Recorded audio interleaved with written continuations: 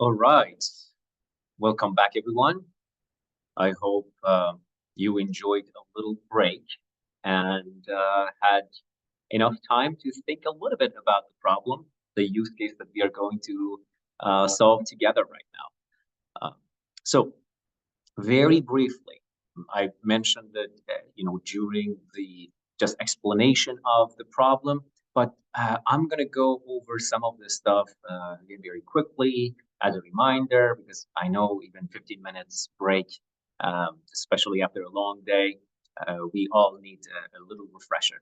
So the types of problem that we are going to solve in this case study, which by the way um, is happening all the time. As we speak, I'm literally dealing with that problem myself.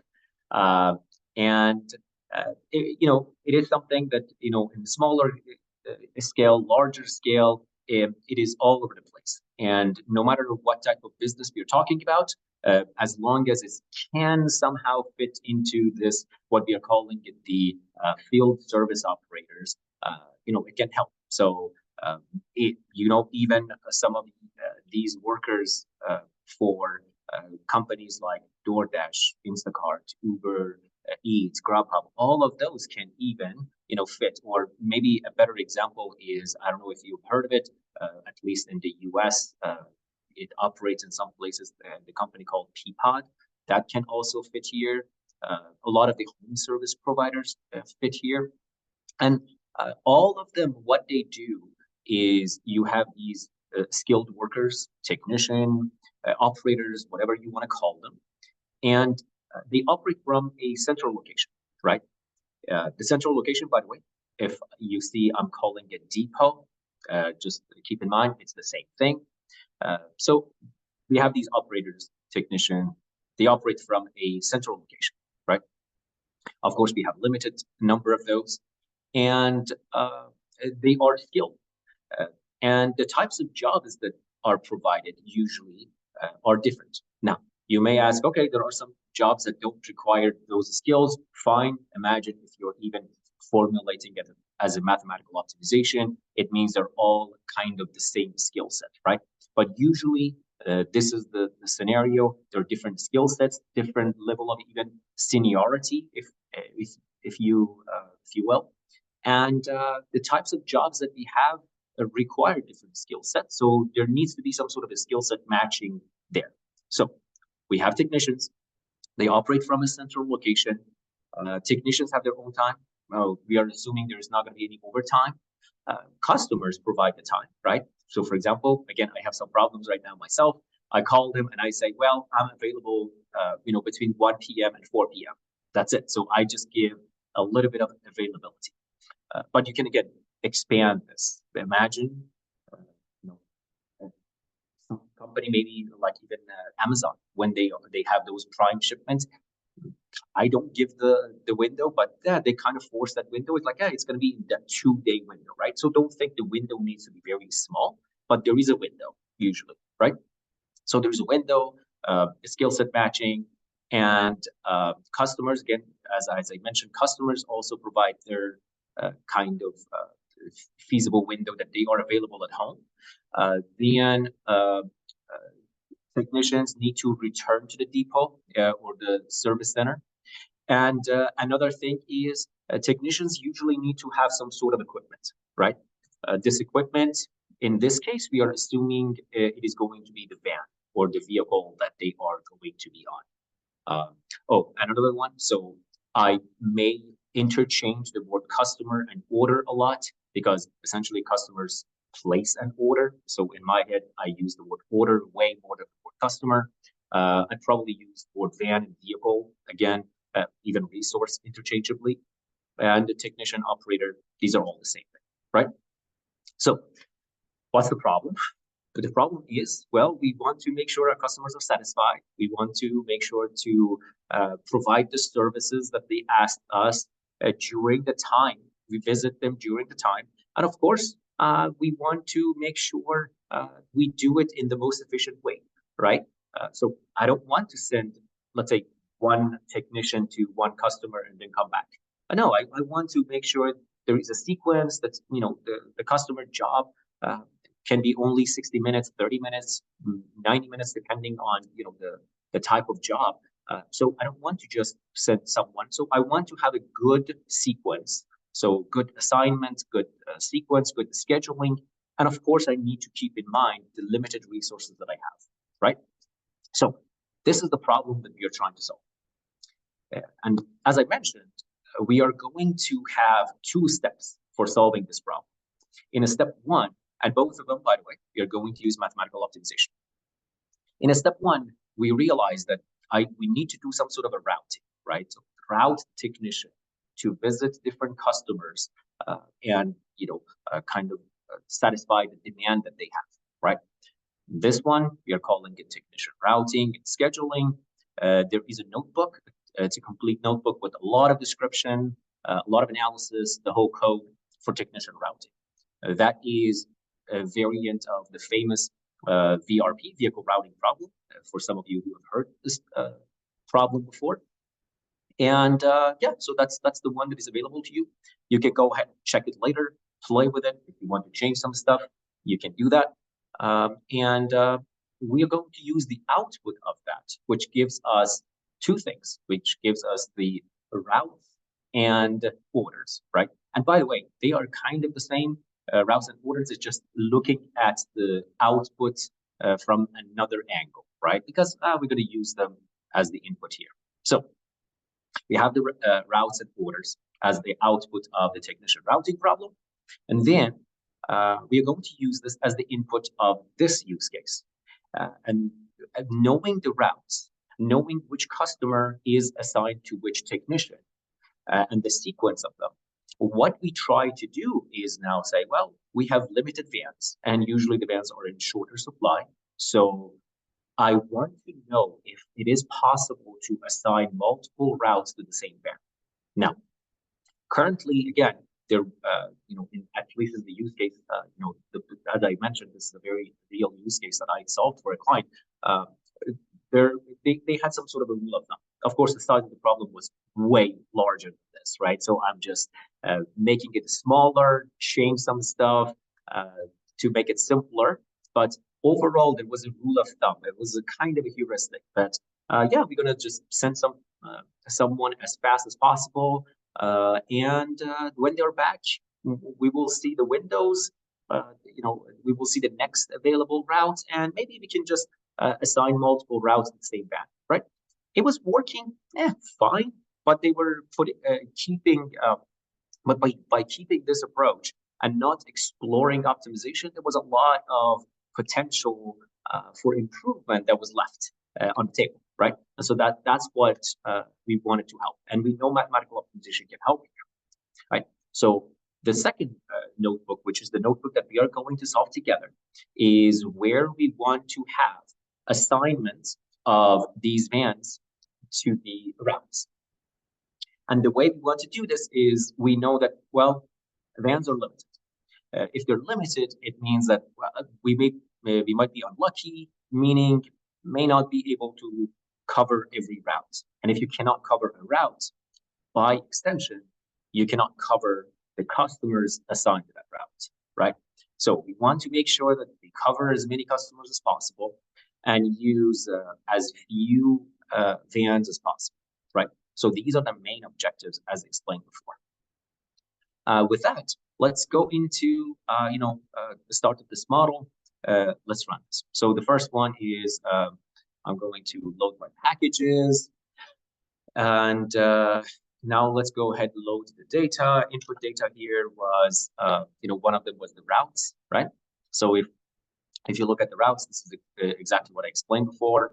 And let's also run this little plot. Another quick look. Remember, the length of this is just showing us how long that route took.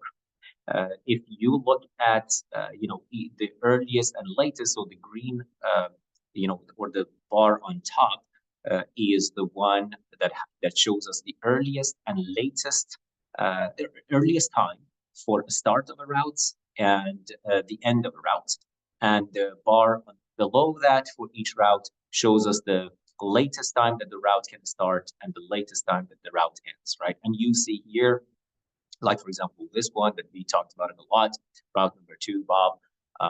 Again, it shows you that this is the earliest that I can start. This is the latest that I can start, right? Between here and here. So all of this shows us the flexibility, right? So if I can start at 0, if I can start at, let's say, 100, it shows me that, yeah, between this time, any time that I start the route, I'm fine. I will arrive at the customer location within the window that they provided for us, and the customer will be happy, right?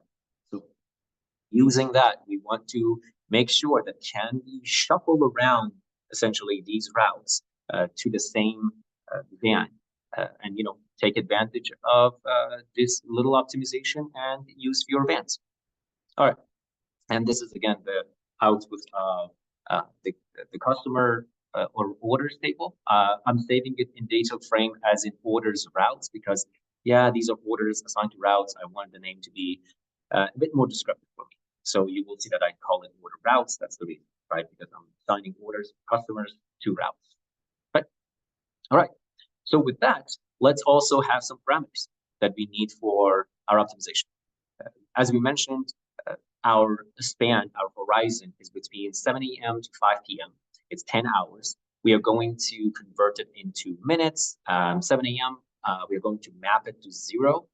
Again, very common practice. Usually you don't want to deal with daytime object inside of an optimization problem. You're converting them all to floats, right? And it's a lot easier. It's just in numeric. So we have 0, 600. And I'm assuming here the number of bands that I have, or resources, equipment, whatever, that I have here is 3. But you know what? It can be a number. Go ahead if you wanna later change it to 2, change it to 1, change it to 5, see what happens. But for the sake of this use case, we are going to have 3 of them. Now, let's go ahead and start formulating this problem. I will lay out a few things, but after that, I want you to use the notation that I'm using and start formulating this model, right? So we know we have orders. I'm going to show them with O for setup orders. We know we have routes. I'm going to show them with R for setup routes. And we know we have resources for vans. In this case, I'm going to show them with capital V, right? Based on the 2 data frames that we loaded as inputs. One of them was routes, one of them was order routes. I will have a few parameters that we use, right? So if we go back up, you will see here in the orders table, let's see, I have a total time of the routes. That's great. That's something I can use.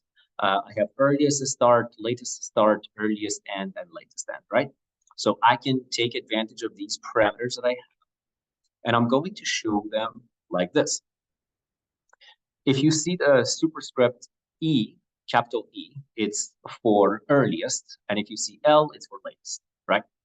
And also, I'm going to use the B for beginning, F for finish. So these are the parameters, and R was the index for routes, right?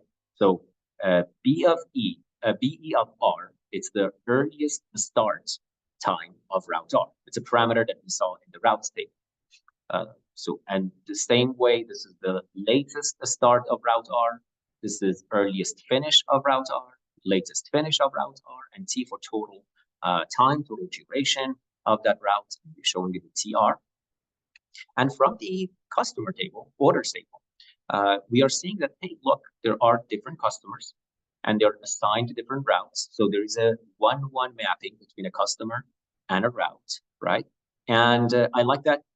It's very easy for me to figure it out, to figure out which customer is assigned to which route. I'm going to create you will see later on, it's going to be a dictionary, but mathematically, this is just an index that shows 1 if order O is covered by route R, okay? So these are the parameters that I can take away from the 2 tables that we have. Then, hopefully you thought a little bit about the decision variables, but I'm going to talk about the obvious ones. 1, we mentioned that, hey, maybe we are unlucky. We do not have enough resources. We may not be able to cover every routes. If you cannot cover routes, it means by extension, you may not be able to cover every order, right? So let's keep track and let's track. I'm going to use some binary variables. I'm going to show U of O for whether order O is covered or not, and X R whether route R is used or not, right? So these two are just to track the coverage of order and usage of the route. Of course, we said that the vans we have limited number of vans. So I don't know. Maybe I use a van. Maybe I do not use a van. So of course I want to have another decision variable. I'm showing it Z of V, whether the van is used or not. And the most important question that we had was which route is going to be assigned to which van, and we are going to show that by the binary variable y of RV. So if the route R is assigned to van V or not, right? So these are the very obvious ones that we could get hopefully just from the description of the problem and the objective functions that we have. Now, the description of the problem told us, when we were describing it, we were thinking that, yeah, if I'm assigning multiple routes to a van, one of the things we mentioned that we are going to take advantage of was the flexibility of that route, right? When can I start the route? I can start, again, go with Bob as the example. I can start the route at minute 0. I can start it, the latest at minute 100. So that is a little flexibility. But do I know when I'm going to start the route? No. So that becomes a decision variable for me. I want to know when to start the route. And by extension, because you saw that duration, right, in the chart. This is what I'm talking about. So you saw this one here. So this one is the duration of the route. So whenever you start, you need to take that much time to end, but you don't know where you're going to start, right? All of this can be all the feasible, maybe a valid point to start the route for number 2 at least. So I don't know when to start the route. That's going to be decision variable for the start of the route, and by extension, end of the route. Well, all right. Let's also create 2 more decision variables. These are now continuous variables. When the route starts, for route R, and when it ends for route R. All right. So I'm going to pause here for a few seconds in case Jerry, Yuri, anybody else, you saw any question that is popping up and I need to answer it. So yeah, let's go ahead and start building the model. As I mentioned, for the A of OR, right? This one, which is if the order O is covered or not, I can take advantage of the order routes data frame. And I like a dictionary, so I'm going to use a dictionary for order routes to know exactly which order is covered by which route.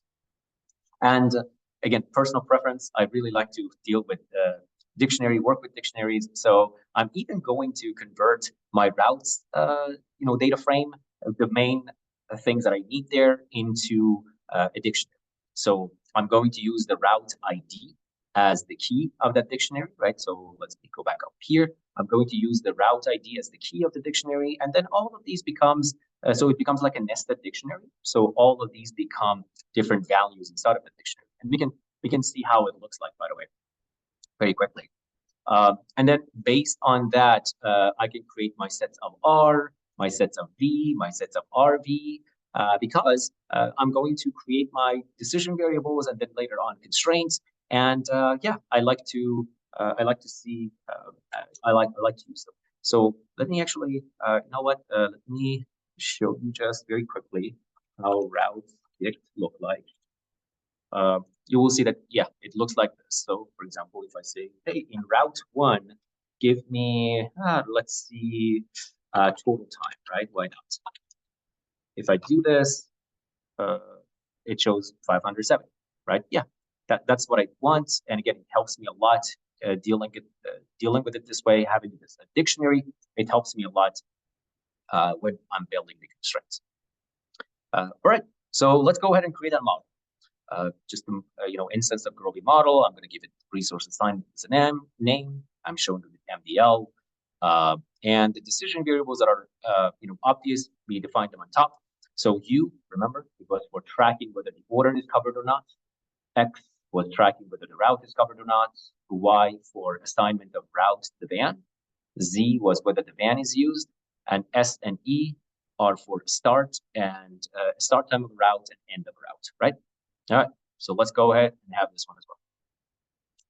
Now, we are going to write the constraints, and from this point on, it's all you. Now, hopefully all of you are following along with this resource assignment, right? There is another one called resource assignment complete. That's for you. I'm going to definitely copy paste from there for answer.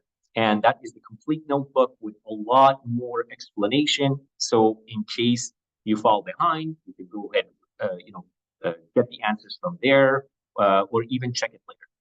But for the sake of the exercise, let's just, at least my preference, let's not cheat. Let's just think about it a bit and see how we do. All right. The first constraint we want to establish was the first one that we talked about. Remember, we have limited resources. That means we may not be able to cover every route, and by extension, not cover a route. It means the orders on that route cannot be covered as well. So one of the first things I want to establish is the relation between the route and order. And the way I want to do it is to make sure if an order is covered, then the routes that that order belongs to are also covered, right? So for example, if I'm saying, oh, customer one is covered, then the routes that customer one is assigned to should be covered, right? Should be used essentially. So let's think a little bit, right? I'm going to give you at least a minute. One of the things I'm going to do, because I'm going to learn from Jerry, it's so hard to be quiet for even 8 seconds. I'm going to put a little timer for myself, and I'm going to give you a minute. And then for me, the most important thing, by the way, is the formulation, right? If you can formulate it here as in an algebraic notation, but you fail to write it as a constraint, that's totally fine with me. Why? Because the moment you know this, you can cheat. Oh, you've already seen how to write a constraint, right? You can just say model dot add constraint, blah, blah, blah. You can write it. For me, the most important part, and the part that I want you to take away more than anything else, is the algebraic notation, right? So go ahead and think about this for about a minute of how you're going to write this one. I'm going to put my timer here.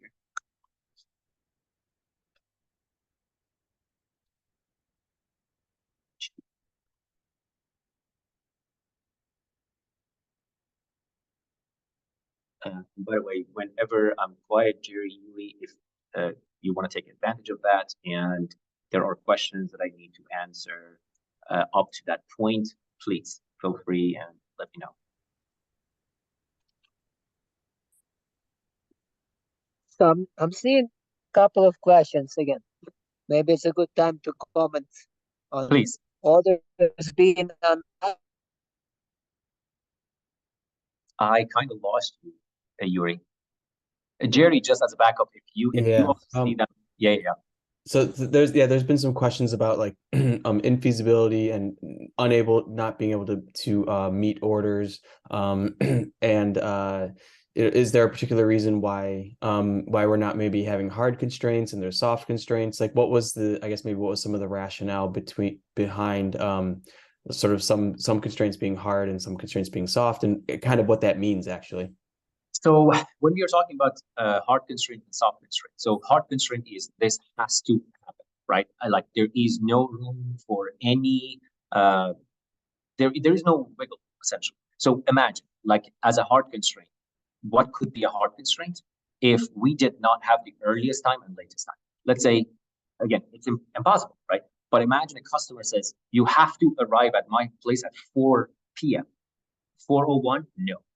3:59, no. 4, it's exact, right? So that's what I'm saying. It's generally speaking, how often this happens. Like it's, almost everything that we're writing, there should be a wiggle, right? So in this case, again, the customer gives us a window, and we can arrive between time. Now, You want to go have a practice. Actually, this problem, the one that we are trying to solve, it becomes, I don't know, a little bit different, because if there is no wiggle room, it means the second bar doesn't exist. And if the second bar doesn't exist, then there is no start time and end time as a decision variable. They are fixed. You know that you have to start here, and you know you have to end here, right? So the only thing then remaining is how you want to assign them to the route. There is no taking advantage of the wiggle, right, or the flexibility. So, so this is just one thing, at least in this example, right? But overall, here we are saying you're talking about the feasibility. What if we cannot cover anything? Well, if you cannot cover anything, it means that you do not have any van. So, you know, that's what it means here, right? In this case, covering nothing means you have no van, because if you have at least even one van, the worst case scenario, you assign just one of those routes with van. So something becomes feasible, right? There is a feasible solution in that case. And if you are referring to infeasibility related to the previous, to the VRP, in that case, it means that maybe, so I can think of an example, not infeasible, but an example of, well, you come back and you cannot assign any order, any customer to any technician. Why? Because maybe there is actually no matching. So think of a very extreme example that all the customers want a very, very critical type of a repair. And the only person that you have available right now at that day, everybody else is sick. The only person that you have available is a person who cannot cover, who cannot do any of those critical repairs. So, well, in that case, even in that case, if you think about it, it's not infeasible. It's just that you don't have any solution. Your solution is like, I'm covering nothing, right? So at least in this case, unless you have something very specific in mind, and I would love the person who's asking this question to expand on it. But unless they have something specific in mind, I would say these are the types of problems that we are going to deal with. Was there anything else, Jerry? I think that more than met the mail. But yeah, if there's anything else, feel free to pop the questions in, and we'll ask them as they come. Perfect. All right. I guess this was enough time for you guys to at least think a little bit about how you want to write this one. And the way we are going to write it is like this. So I'm going to use my dictionary, right? I'm going to use my dictionary. And you know what? Let me also copy paste the code. Why not? Let's do both at the same time. So I'm going to use my dictionary, right? The dictionary that it has a 1-1 mapping between the customer and the route. And then I say, whatever order you're covering, so U of O, this was if I am covering order O or customer, if I'm covering that, the route that covers that, and here I'm showing it with R of O, in this case, it means the route that covers order O. In this case, it's only one route, but that route needs to be one. Right. So you see, I'm using it with this AOR. Yeah, because I just prefer to have the notation of, especially in those cases that, let me expand on this one. Let me make it a little bit more generalizable.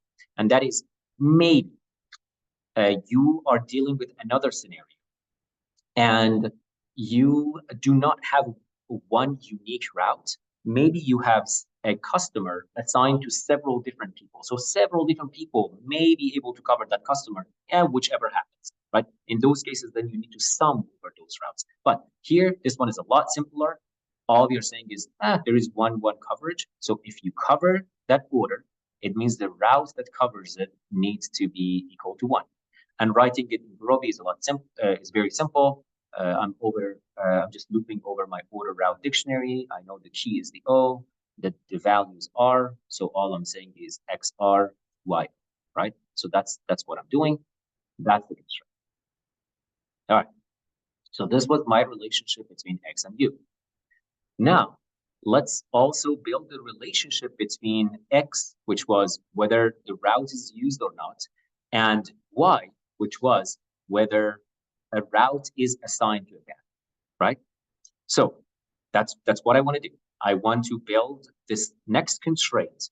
And again, the way we want to say it is, if the route is used, then it should be assigned to only one van. So we have 5 routes, 3 vans. If route 1, for example, is used, it can only be assigned to either route 1, van 1, van 2, van 3, right? So if you're using the route, it need to be assigned to only one van. Let me give you a little bit of time. Think about this one. Restart my little timer.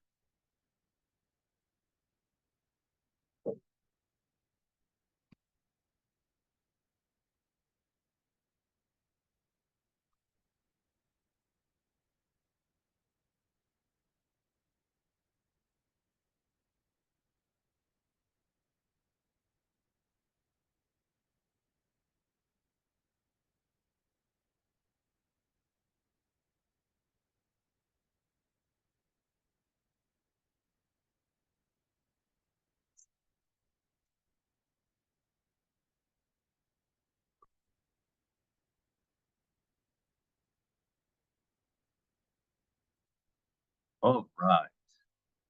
Time flies. This was already almost 50 seconds. Okay, so how do I write this constraint? This is how I do it. And let me also leave like Jerry, who if I can on the fly, I'm just copying. So again, this one hopefully was simple enough. You know, if the route is covered, if XR, whether the route is used, then only one of the bands. So I sum over all the bands and I say, well, only one of them needs to be used. And if the route is not used, then it should not be assigned to any band, right? So you see that this one definitely helps us. So if it is 1, only one van is used. If it is 0, the route is assigned to no van, right? All right. Now we build the relation between y and x. Now, well, so y, again, was route and van. We build the relation of that assignment with the route. We also need to build the relation with the van as well. So the way we are going to do z of v was whether a van is used or not. So we're going to establish the relation between v and y. And the way we want to do this is this. 1, if the van is not used, I'm not using van number 3, let's say. It means no routes should be assigned to that van, right? And if then I use that van, it means at least one of the routes should be assigned to that van, right? So I'm giving you even the hints here. I need 2 constraints from you. So I'm gonna give you a little bit more time here, and I'm starting my timer again. Let's think about this one. How would you write that?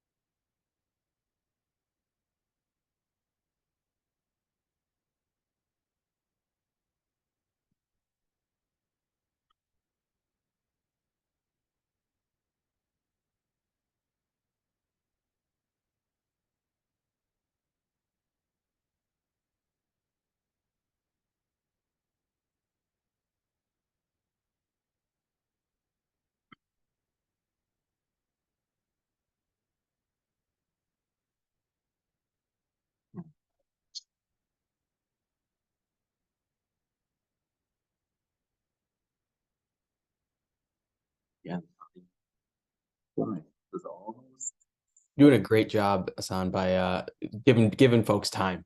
I don't know how you're doing it. I'm getting nervous, and and I'm not even presenting. So exceptional job. Yeah, I told you, like I'm forcing myself by having a timer. So I'm just looking at the passage of time. That's what I do. All right. So, yay, 90 seconds fast. All right. So this is how I would write this constraint. Yeah, constraints. And let me also write Gurobi. All right. So we'll see that we wanted to say, hey, if the van is not used, So if z of v is 0, then there is no route that can be assigned to that van, right? So if it's 0, y of v becomes 0. And if it's 1, we are saying, well, all right, it means that a route can be assigned to that van or not. But we also have the second constraint that if then z of v is 1, we are saying, sum over all the r's need to be at least 1, right? So, okay, I know that in that case, at least one of those assignment of routes to van, y of r's, are going to be 1, right? And again, if it's 0, this one is 0, this one is 0, it becomes 0, all right? So hopefully this one was simple enough. All right. We build a relation between x and y, x and u, y and z. We build a relation between these binary variables. Now, we need to establish also the logical constraints for our route's start time and end time. Again, I'm giving you a clue that you need 3 of them. So let's see what I mean. Let's come back here again. As I mentioned here, the route can start anytime. For example, let's say for route, anytime between 0 and 100, right? Or maybe for route 3, for the earliest. It can be anytime, I assume, between 58 and I'm going to say 178 if my memory. Well, I don't need actually. I can just look at it. Yeah, right? 58 and 70. Yeah. Oh, yeah. 58 and 170. Yes, I remembered. So between that time, it can start anytime, right? So hopefully this is obvious. So there needs to be a relation between, SR is the start of route R. So it cannot start anytime. Like here, like this route 3, it cannot start here, right? Or it cannot start here. There is a limit on when it can start. So we can build that limit for when it starts. And again, by extension, when it ends, it can end here, it can end here. It cannot end here. It cannot end here. It cannot end here. So again, there is a limit between when it ends, right? So hopefully that's the second constraint. And the third constraint, well, again, the relation between start and end, right? Look at the length. This is when the route starts, when the route ends. So build these 3 based on the parameters that you know, based on the variables that you know. Tell me what they are. So let's again start a timer. And let's do this one. Let's write these constraints. Hopefully this was not difficult, after talking about how you can take advantage of the chart. So, all right, so let's see what do we have here. We saw again, S of R, so start of route, should be between the 2 parameters for the earliest and latest beginning of the route. And end of the route should be between the parameter for earliest and latest finish of the route. And of course, there is a relation between SR and ER, right? And that is SR plus the total duration of that route should be equal to ER, right? And again, writing them in Gurobi is very simple. Of course, I need to break them into less than equality, greater than equality. So that's why you see that I write, lower bound, upper bound, lower bound, upper bound, and the last one, right? So it becomes 1, 2, 3, 4, 5 constraints, essentially. All right, did I run this one? I did. All right. Now, we need another set of constraints to, for the relation between the different routes assigned to a van. So let's go back up again, and I'm going to take advantage of my plot a lot. So here's what we want. Let's say for route 2 and 3, right? They're both can be assigned to one van. So what we want here, and this is going to be the fun one, what we want here is, well, if these 2 are assigned to a van, there needs to be some sort of a relation between them, right? Do I have this route before this route? Or do I first cover this route and then the other one, right? So I need to have this relationship, because if we don't establish this just by the constraints we have so far, the mathematical optimization can come back, the solver can come back and say, well, all right, I'm going to assign every single route to a van, and there is no relation between them. So all of them can start whenever. All of them can start at their earliest time still. Because there is nothing forces the model to say, well, okay, hold on. The routes that are assigned to a same van needs to have some sort of relation, right? And that relation, again, is either this one, let's say one of the routes, let's say call it route 1, route 2 here.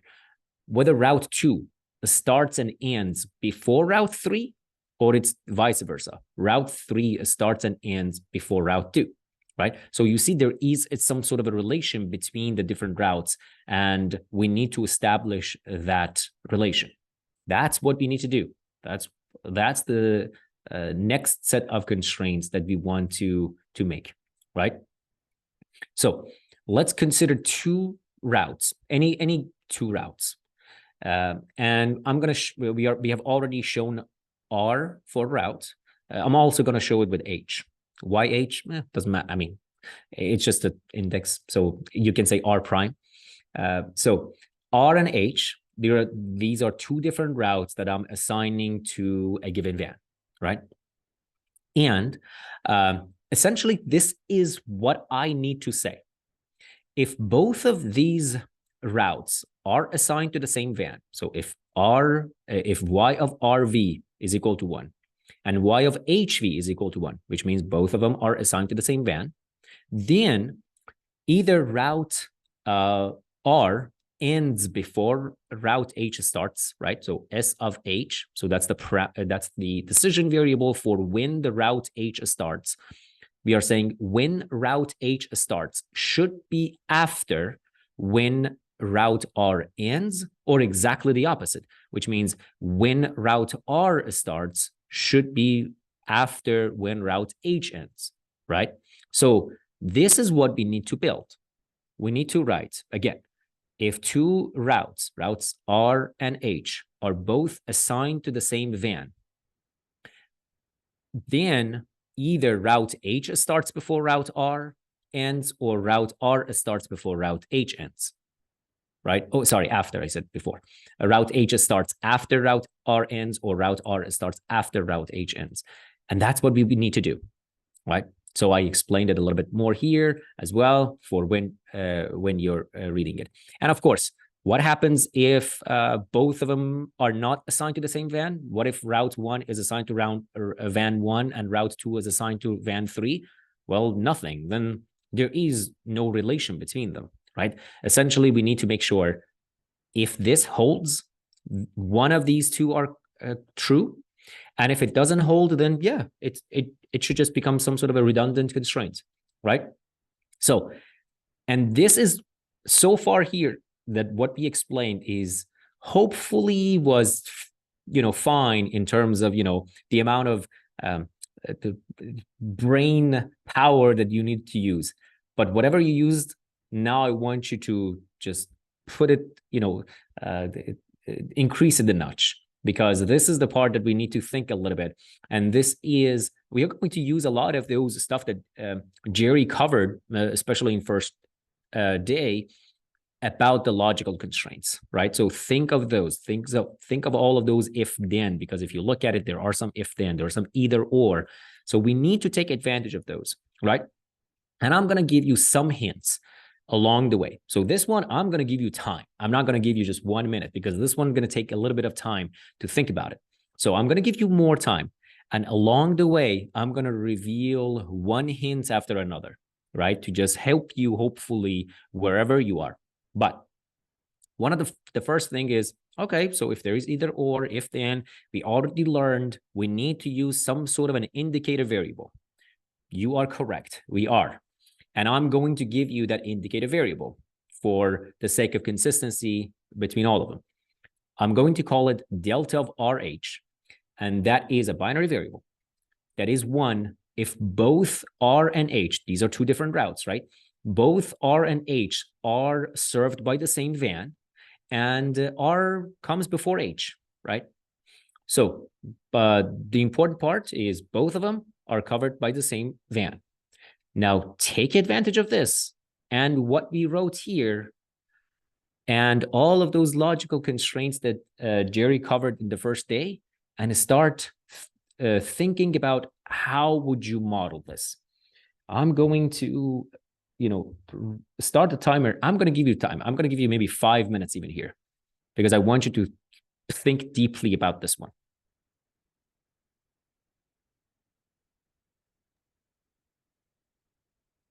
Oh, while we have a little break, there is a question that Please. if I read it, it wouldn't make sense. It's got notation and stuff like that. So if you could pop into the questions, there's one left unanswered, and I think you might okay, let me see if I can do that. Oh, the question, is it in Huva? Yes. Oh, okay.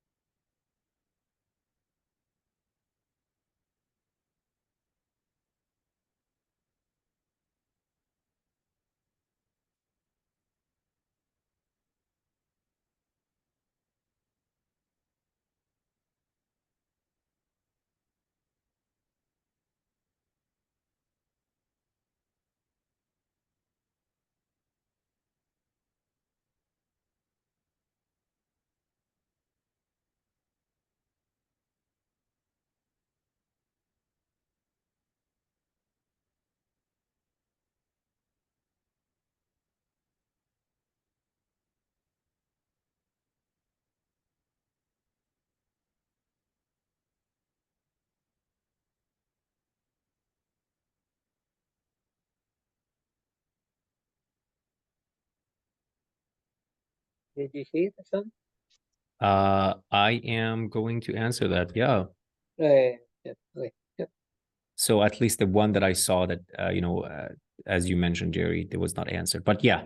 Oh, sorry, I answered it there. But yes. It is essentially A of OR is a matrix, right? So yeah, if you want to think about it in a matrix notation, it is going to be like, yeah, A of X less than equal to B, or in this case, U. And yeah, that A is the 0, 1 matrix that you have. That is totally right way to think about it.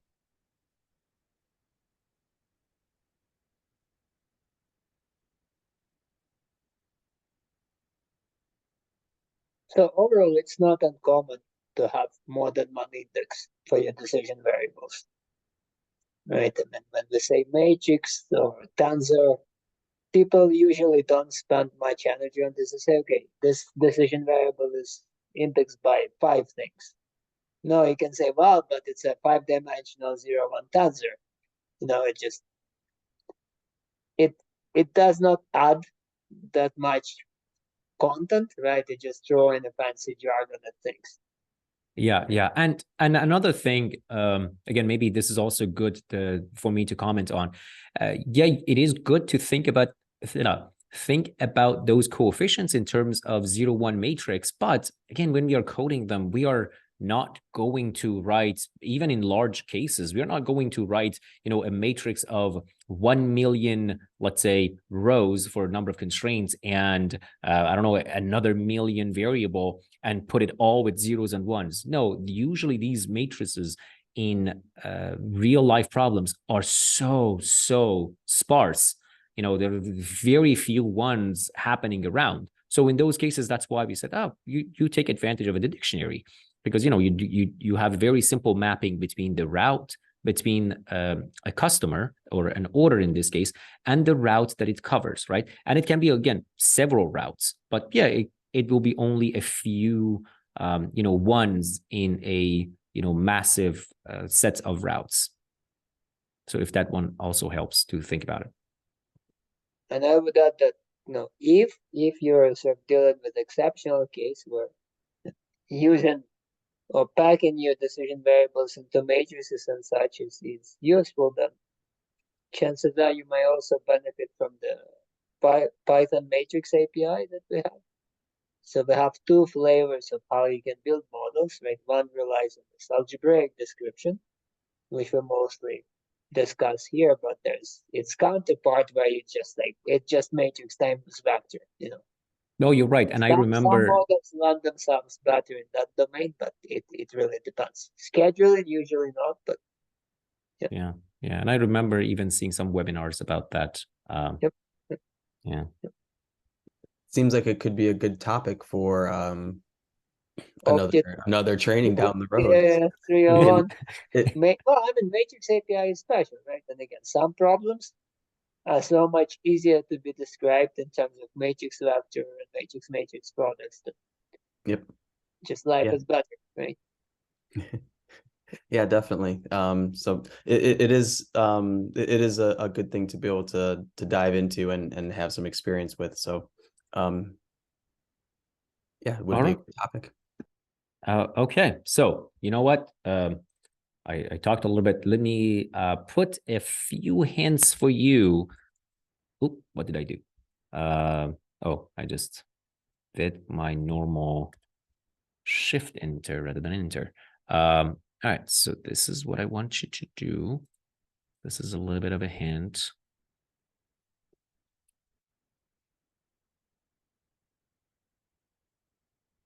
This is essentially what we want to write, right? This is what I want you to write, to think about. A little hint in a minute or two, I will give you, we will go over the answer. Actually, another hint. So this is what I'd like to write. If y of rv is equal to 1 and y of hv is equal to 1, then this delta of rh equal to 1, or flip it, delta of hr equal to 1. So what does this mean? It means that if both of these decision variables, this assignment of route to the van, if both of them are equal to 1, then I either want route R to happen before route H, or route H happens before route R, right? Route H comes before route R. So this is what I want to write.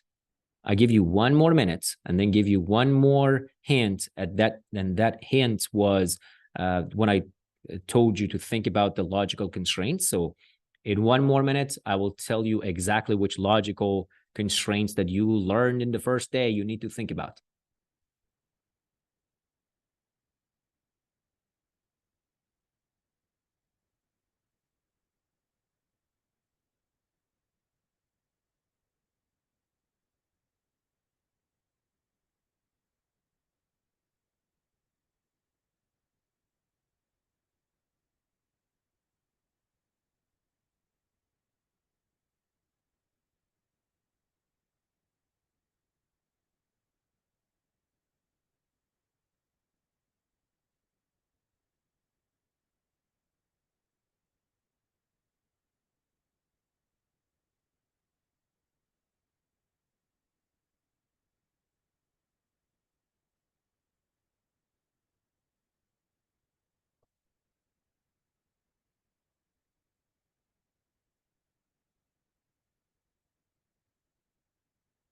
Okay, so let me give the last hint before we think about we are writing the solution together, right? And this is my last hint for you. So these are the ones that I want you to think about. One was the De Morgan law, that when you have some negation and you bring in convert or to and vice versa. And the other one is this. There's the it's the conversion of if then to an or statement. So if A then B is equivalent of to not A or B. So think about these two. These are the ones, if you're still thinking about how to write this, that's what we want to write, right? And then we are going to write it together in about a minute.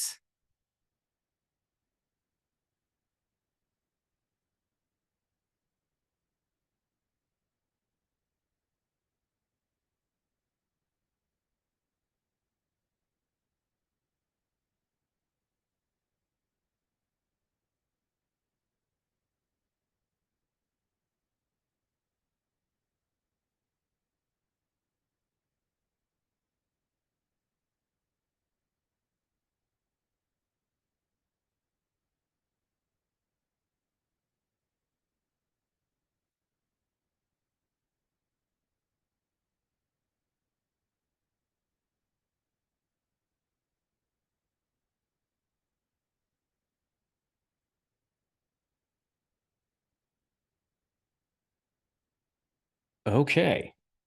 So let's start writing these constraints.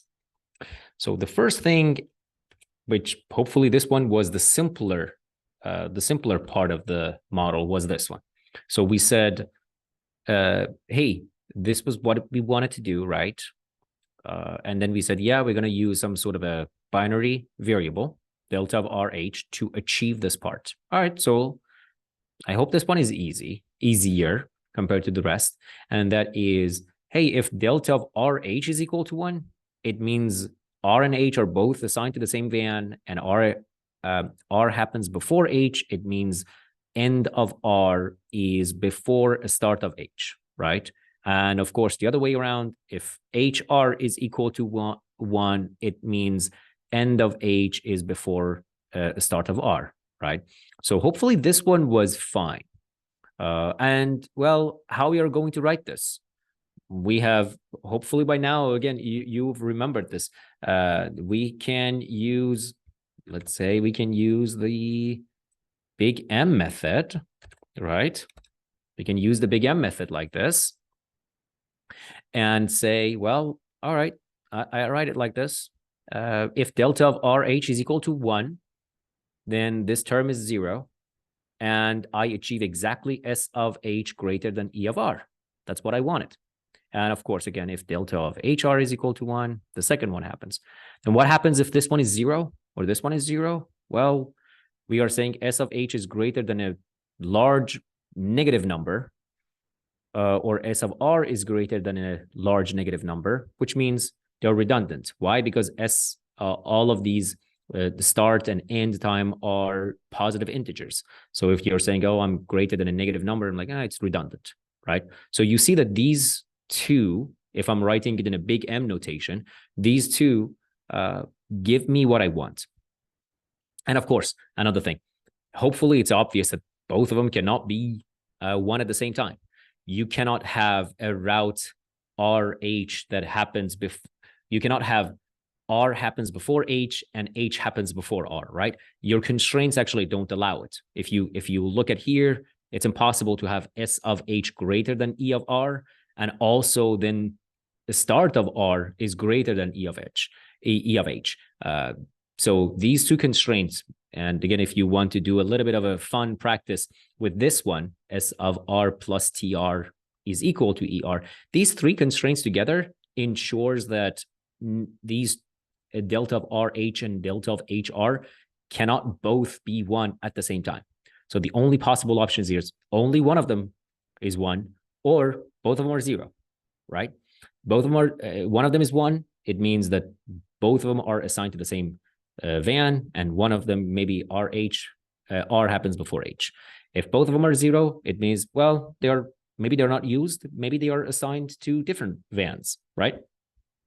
But these two are not enough, as we mentioned, by themselves, because still there is nothing that tells me, okay, how, but delta of RH is if those two routes are assigned to the same van. I don't see that relationship. I don't see a relationship that tells me this one can get a value of 1 or 0. And that's where we needed to build this one. We needed to say, if these two are 1, then either this one is 1 or the other one. So let's build that fun little constraint. So this is what I want to do. Ooh, I need to have many of them, maybe. All right. So this is the first thing. If y of RV is equal to 1 and y of HV is equal to 1, then either this one should happen or that one. Now, I want to convert this first into an if-then. And we are seeing it if-then, right? So if A, then B. So you're okay if I call this one A, right? So let me call that one A and call the other one B. So let me do that. This is what I mean. I'm saying this whole thing here, I'm going to call it A. I say A is y of RV is equal to 1 and y of HV is equal to 1. And this whole thing here, I'm going to call it B. Now, let's write it in those logical terms. If I say y of RV is equal to 1 and y of HV is equal to 1, I think Jerry mentioned that during the first day, there was that logic class or something, logical notation class, right? So I'm just building it into that logical notation. It means if y of RV and y of HV, and here I'm writing a delta of RH or delta of HR, right? So far, so good. That's what I'm writing. I didn't do anything else. All right. Next. Oops, what did I do? So this was our if A, then B. If A, then B. But I said, hey, remember those logical constraints that Jerry covered? If A, then B is equivalent of not A or B, right? And we are writing it like this, but not A or B. So how do I write not A or B? All right, this is, where is it? It's here.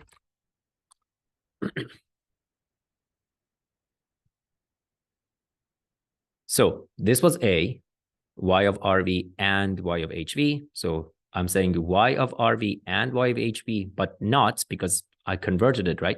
Not. So it's a complement of it. Or, because it's not A or B. Or what is B? This was B, right? So I'm writing it like this. All right. Now what do I need? I need the De Morgan law. The way I'm writing it is this way. So just bring this not inside. So if I'm bringing it inside, it means not y of RV. But y of RV is a binary variable. So what is the opposite of it? I mean, it's 0. I can write it like 1 minus y of RV, right? So here it's 1. You see that, okay, now it becomes 0. All right. So I just write it as y of RV because it's not, I'm bringing it here, and it becomes or, and this one also becomes negative. So, or the complement of it, not negative. So 1 minus y of RV and 1 minus y of HV, then, sorry, or y of RH or y of HR. All right, all of this. Now, if I'm going to write this into constraint, I just need to substitute all of these ors with plus and then greater than equal to 1, because this is how you're writing it, right? We learned that, hopefully all remember them with the way Jerry was writing those constraints. So all we need to write is essentially this. It just becomes 1 minus RV plus 1 minus y of HV plus delta RH plus delta HR greater than equal to 1. Okay, now you can bring all of them on one side, another side. And if I do all of that, my constraint will look like this. And that is what I'm going to write. So you see, I just bring them all on one side. So it just becomes y of RV plus y of HV minus 1 less than equal to delta of RH plus delta of HR. And that exactly satisfies what I wanted. Because look, if y of RV is equal to 1 and the other one is 0, it means route R is assigned to van V, but this one is not. Okay, so it becomes 0 on this side, and this side just becomes greater than equal to 0. It means like, all right, whatever, they can be 0 or 1, right? If both of them are 1, then we are saying this sum is greater than equal to 1. And we know for, again, from the other constraints, both of them cannot be equal to 1. Then it means that at least one of them will become 1, right?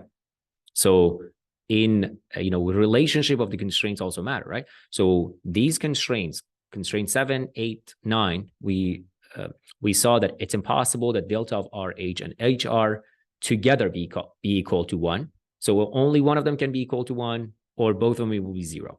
So if both R and V, R and H are assigned to V, these are both 1. So on the left-hand side, I will have a value of 1. Sum of these two greater than equal to 1. It means one of them will be 1, right? And if any of them is 0, or both of them are 0, then you're saying, hey, these two can be whatever, right? again, both of them can be 0, or one of them can be 1, one of them be 0, but the constraint becomes redundant because it doesn't matter if both of them are not assigned to the same route, right?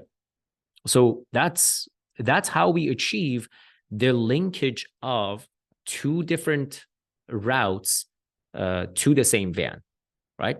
And knowing that, all I need to do is just create this RH set, introduce this delta as my new decision variable, and all I need is, let me come back here. Where was I? I need to write them like this.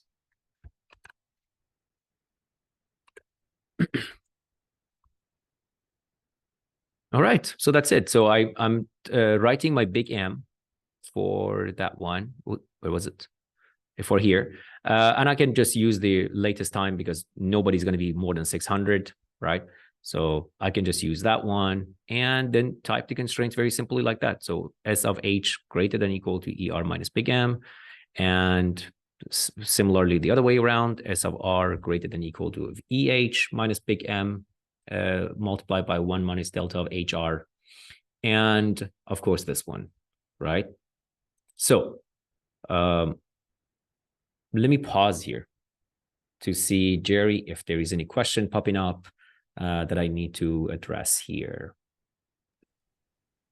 I don't see any new questions. That is perfect. Yep. All right. So we learned something else from Jerry. And that is, hey, you have this big M. Actually, you know what? We had this and we wrote it, we formulated it with big M. But do I need to? We learned that Gurobi has actually a very beautiful syntax, and I can take advantage of that. So I'm going to take advantage of that and use the indicator variables to write the constraint. Rather than the big M, what I can write is this one. Right? Oh, sorry, I used a wrong type of a cell. Let me see. Okay, where's the code? Code. So I can write it this way. Look, by the way, I just repeated this one just because in case you want to run the second cell. But rather than writing it as big M, I can just say, hey, look, delta of RH is, if it is equal to 1, then SH is greater than ER, or if delta of HR is equal to 1, then S of R is greater than EH, right? So literally, rather than writing it this way, I'm writing it this way. And you can again write this constraint either this way or that way. Now, if you ask me, maybe if you were asking me 10 years ago, first of all, this one didn't even exist. Everything was big M. But writing a lot of formulation, taking advantage of Gurobi syntax, nowadays, this is a confession, I don't even write big M. I just write it like this. I have 2 reasons for it. One, this one is a lot more intuitive for people, right? Especially if I want to even tell people how to write a constraint. This one is a lot more intuitive. You just write delta of RH is equal to 1, then this happens, right? So this is the first reason. It's a lot more intuitive, a lot easier for people to understand. So why not? There is the syntax. Let's go ahead and write it. But the second one, that was a bit humbling experience, is even when I think about a good big M, right? As in the smallest value of big M that I can choose.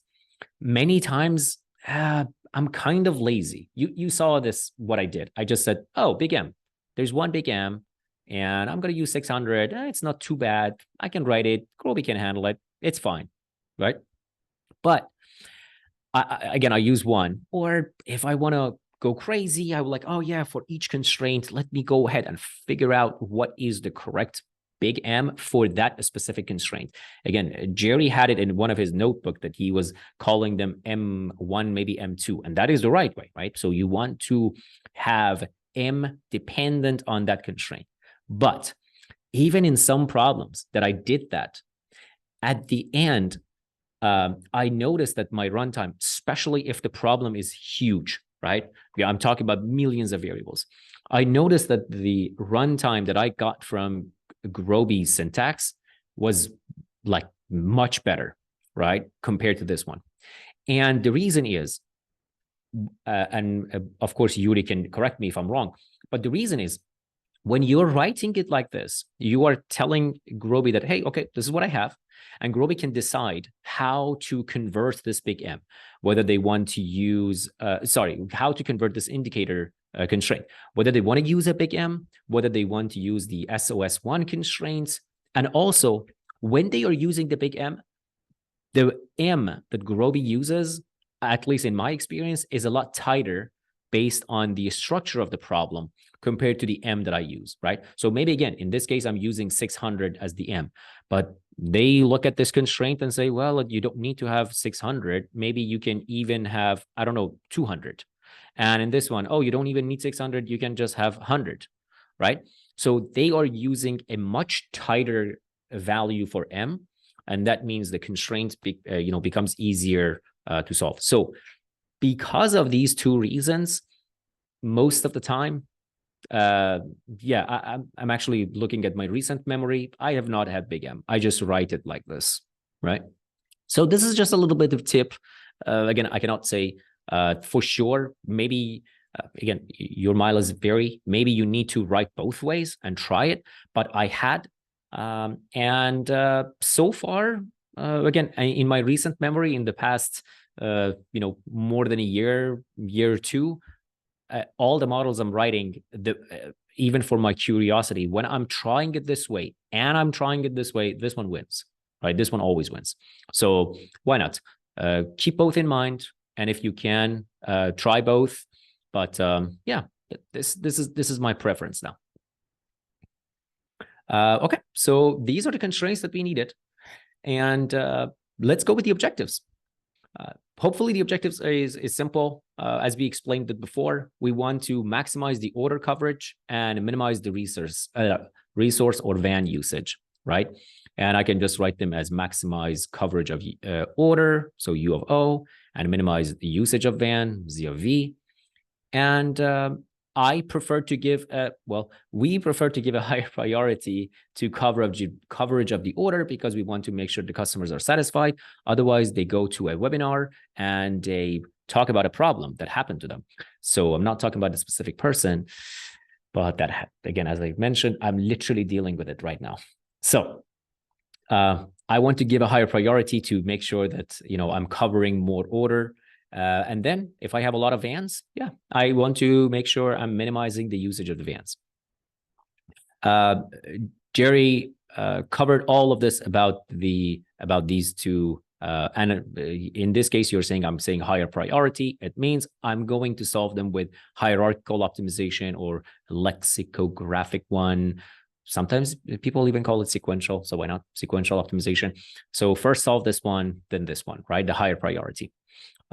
I can only use one sense, right, in Gurobi, but it's easy. Max means, I don't know, negative of mean. So I can just tell Gurobi, hey, my model sense is minimize. And my objective, set of objective N, the first one is U.sum. I'm going to give it a higher priority here. Oh, by the way, someone asked it. It's a good question. I can even do this. Nobody cares, right? This priority here, just the only thing that matters is the ordering of it, right? Not the max. So don't think, oh, priority 20 means there is some sort of a weight. No, it's just a priority. The order matters, right? There is one of them is 20, one of them is 10. Essentially means 20 is greater than 10. That's what matters. So it doesn't matter what value you give it, as long as they are, have a clear, ordering for the priority. And I give it a name, right? Order coverage, resource coverage. And I'm using here weight.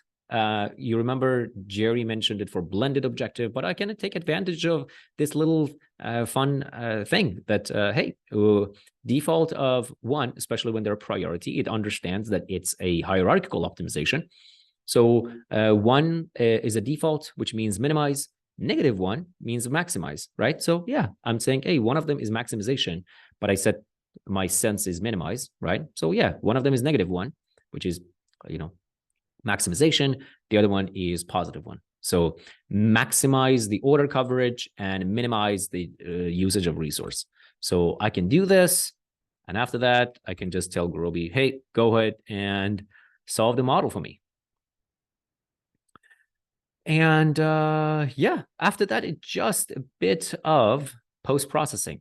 All I'm doing is just I want to see which order is covered, whether all the orders are covered or not.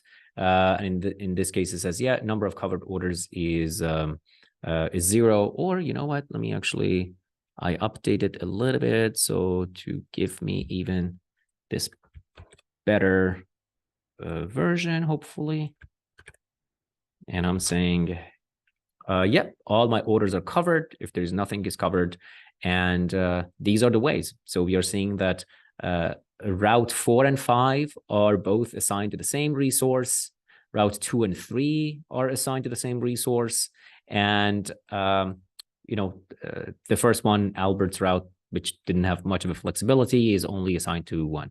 And again, you can go ahead, play, see what happens if you give it 2 resources rather than 3. In that case, you should see something happens, right? You should see that in the full notebook. By the way, I gave you that option. I'm even iterating over several resources, whether it's 1, 2, 3, 4, 5. I can do that. So you know what? I'm going to I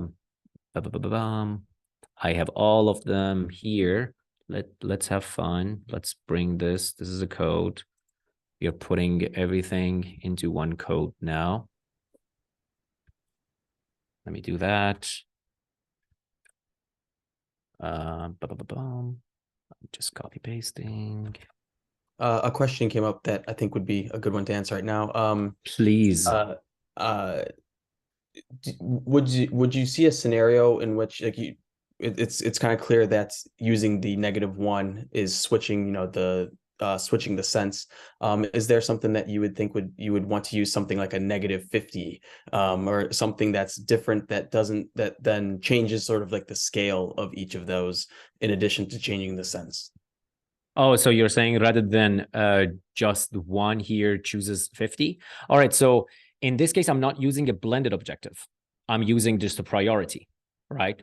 And if I was using a blended objective, like, oh, imagine these two even had the same sort of units, right? So this is an order, but this is a van.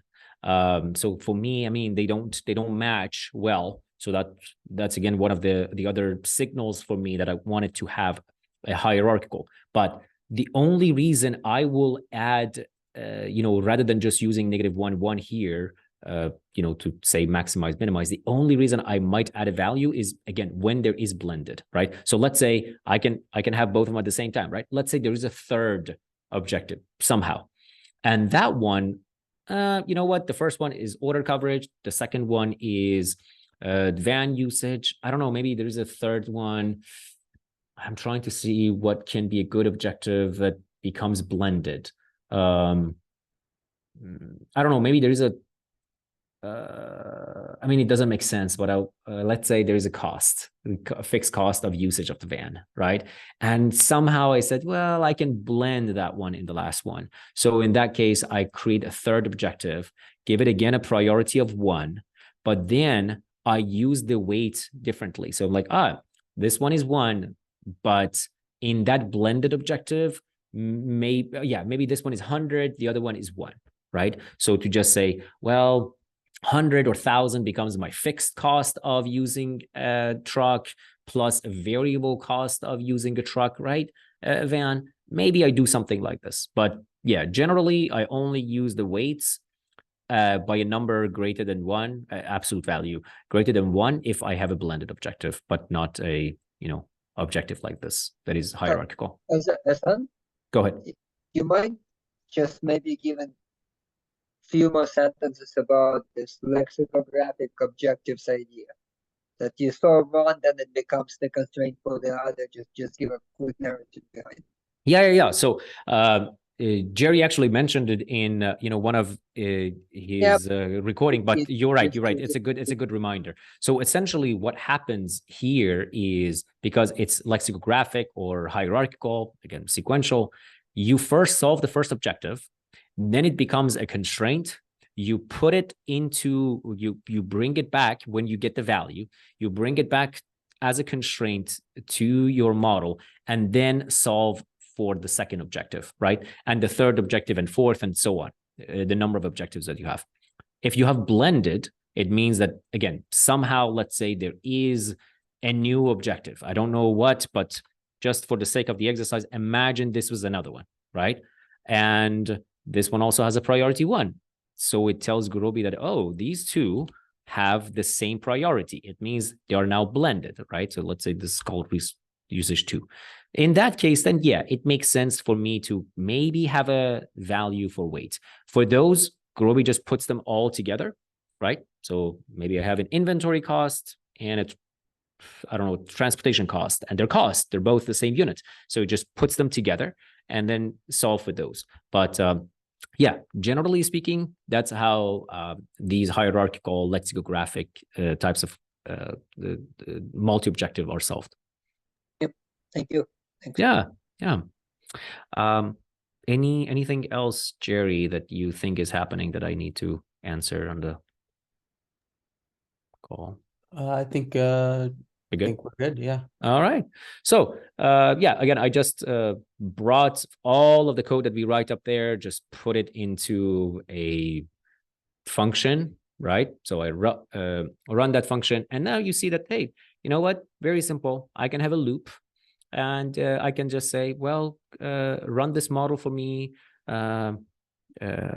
for, I don't know, maybe I have different sets of resources. So if I only have one van, what happens?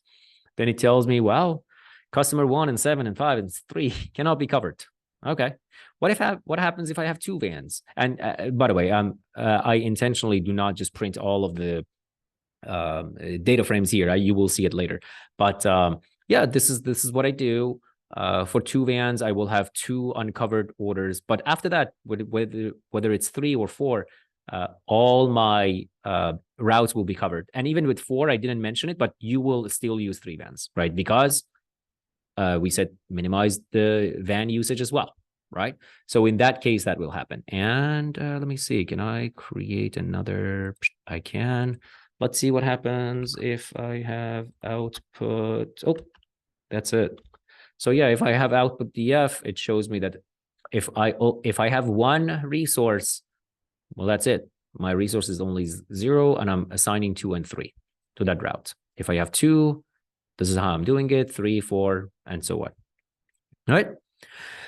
So this is essentially it. We can expand this model a lot more, right? Like the first one that comes to my mind immediately. We saw it in at least a description of the model when we were in the, before this, when we were explaining the model. Different customers have different priority, right? A critical repair is more important to us than a normal repair or an equipment installment. So here's what I'm going to ask you. Think about it for a little bit. How would you change this model, any parts of this model? How would you change it if I say, well, I don't want to just, where's the objective function? I don't want to just say maximize order coverage. I want to also think about these orders priorities, right? Essentially, let's not only that, but also, again, these priorities can happen in so many other ways. Again, someone is a prime user, someone is not. You're a prime user, I'm going to deliver to you faster than a normal user. So there is a preference between the customers. Maybe someone is a new customer, someone is an existing customer, and we are trying to show the existing customers that, hey, your loyalty matters to us. So they are more important to us. So these preferences, actually, again, it's something very common. So how would you just maximize that order coverage and thinking about those priorities of the customers? How would you change the model? So I'm going to, give you a little bit, think about it. How would you change that?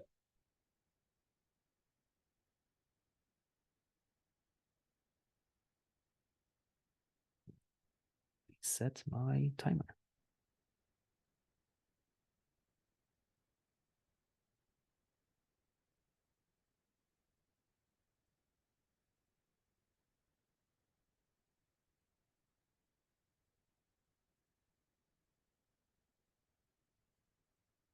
We'll go back up here.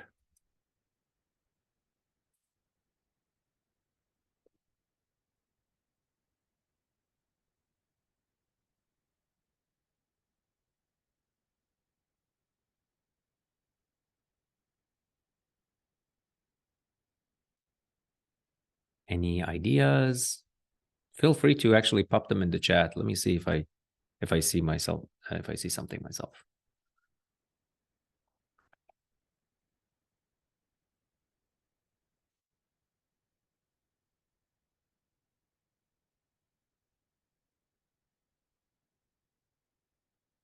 All right, I see some answers.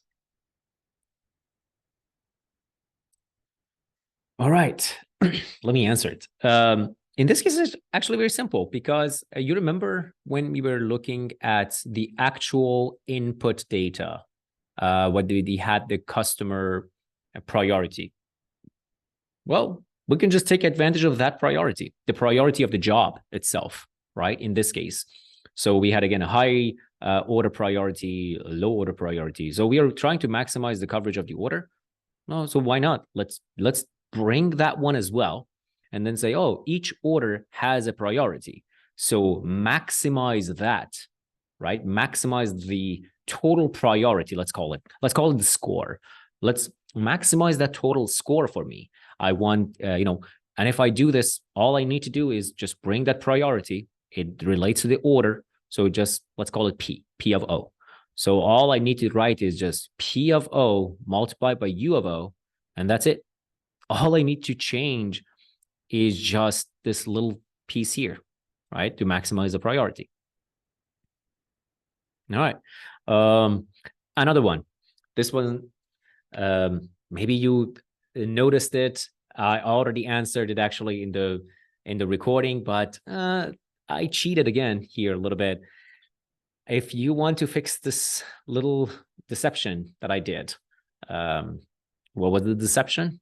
If for those of you who watched the recording, I just put everything here and like, oh yeah, Route 1, Albert and Bob and all of that. I'm like, yeah, but they start from a different location.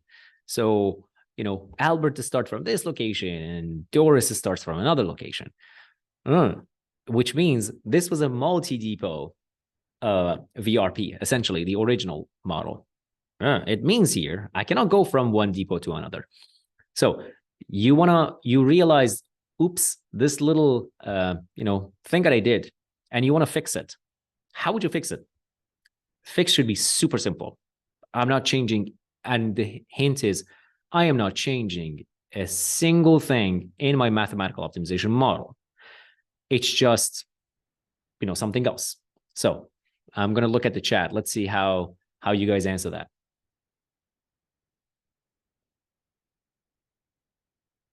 Someone asked that P. Oh, that P is it's not a variable. It's just a parameter because I already know which customer is, is more important. I already know the priority of each customer, right? So some customer has critical order, they're higher priority. Or again, depending on your use case, maybe some of them are new customers, some of them are existing. And let's say you call existing customer, you give them priority of 5, and the new customers, you give them priority of 1, right? Or 2 and 1, something like this. There's again, a little bit of bias toward customers that are more important to you. So that's it. It's just a parameter. It's not a variable. Yeah, thanks for asking these questions. I see good questions. Oh, so yeah, the last question, what was it? I'm saying here, I totally ignored the fact that the origin location of these technicians are at different places, right? And I said, oh yeah, I'm going to assign, let's say, Bob and Doris to the same van. Well, in reality, no, I cannot, because Bob is from this location and needs to come back to this location. Doris is from a completely different location. and I am not sending my vans from one center to another. So I'm saying I wrote all of this mathematical model, and when I'm solving the model, I realize, oh my God, I made that big mistake. But is it a big mistake? I'm saying this mistake is not big at all. My model will not change. So how would you go ahead and fix this? That, oops, I cannot even assign these two to the same van. Oh, thank you. Someone answered it already. So yeah, it was very simple. I just need to, you know what, for my data scientist and use pandas, I don't know, group by the location and then just solve for each location separately, or just iterate over this. You know already which one is from what depot, solve for each depot separately. So you see something like this in mathematical optimization, again, not a deal breaker. Your model is the same. I saw this, I'm like, ooh, you're not gonna like pull your hair of like, oh my God, I spent all of my time and I did something wrong. No, just go ahead, put a loop and you will fix it based on that. So nothing changes. It's just your input data that changes. The model stays the same, right? So, things like this, it's good to remember that, here, it's not going to be that crazy. I just did this little thing because of the exercise, but I could even go and cheat and put all of them at the same location, but I didn't want to. I just wanted to have this little moment at the end with you. So Jerry, is there any, pandas, I know. So is there any other question happening? Otherwise, I guess this was more or less, let me see. Yep, I already did those two. So yeah. There's a question. Do you happen to have, or would you think would be an easy exercise to have a Gantt chart type visualization for the optimal solution? A Gantt chart, wait, for the one that I did with the loop, or this one? For any solution, like for this one? I guess, yeah. If you were presenting this to a customer or something like that, how would you visualize this? Okay, good. So let me go back up. So if I want to do this, then you see here I have two, right? I will not have two, of course, because I already know that, okay, this is when the start of this is when the route starts and this is when the route ends, right? So imagine one of these is gone, right? And if it's gone, if this bar is gone and I have just these bars, probably the easiest thing that comes to my mind is I color these bars based on the van that is assigned to, right? Because again, the length of the bar, there is no second, they're not two bars, earliest and latest. It's only now one, and based on the start of the route and end of the route. So let's go with this one, the green one, at least green that I see. So it's SR and ER. Imagine that becomes the start of the route and end of the route. And if I color them based on the van that I see that, start of this one, end of this one, maybe then route 3, a start of route 3 is going to be later, right? A start of route 3 is going to be here, around here, I think, it's from the optimal solution, and ends of it is here. So I can then see that, these two are from the same van. And of course, I bring them next to each other, right? So if 1 and or 4 or 5 are assigned to the same, I make sure, okay, 4, 5, 2, 3. I try to put them in the same, order, and with the different color for the bars to show that, this is van 1, van 2, van 3. That's probably the simplest thing that I can think of that I would do. Okay. Anything else?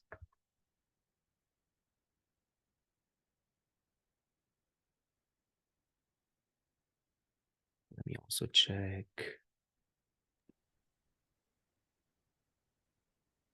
if there is anything else that I need to answer. Otherwise, there is a question. There's a question that somebody posted, how to include that in MD dot objective. Can you expand on your question? I don't understand. What do you mean MD? Yeah. so if you can expand on it, that would be helpful. Yeah, Thank yeah, you. yeah. Yeah, if I know exactly what the question is to put it in the objective, then I will do it.